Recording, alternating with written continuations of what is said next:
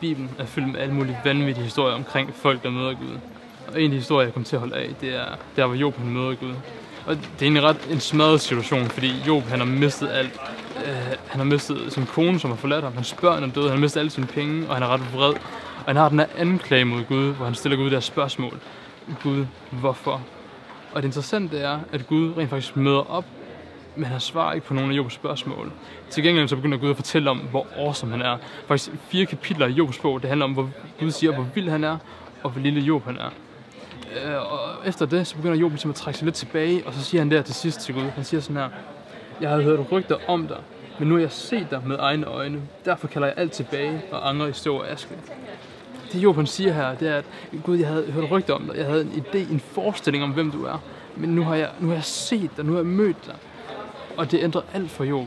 At på trods af hans situation, så ender han med at finde en eller anden form for fred eller tilfredsstillelse. Og nogen vil der sige lykke i Gud.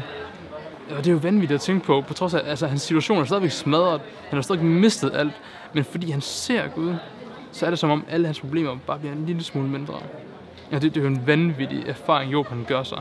Jeg tænker på mit eget liv, dengang, hvor Gud han gik fra at være et rygte, en idé, og så det med at møde ham, at det ændrer virkelig alt. At det er noget, der går dybere end rationalitet, dybere end logik, dybere end følelser, og ændrer noget i kernen af, hvem du er.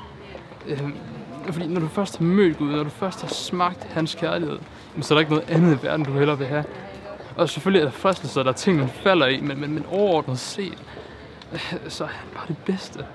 Og jeg tror bare, at jeg har et meget simpelt spørgsmål til dig, som ser den her video der. Kender du Gud? Og det kan være, at nogle af jer svarer, ja, jeg går i kirke hver søndag. Kender du ham? Kender du hans kærlighed?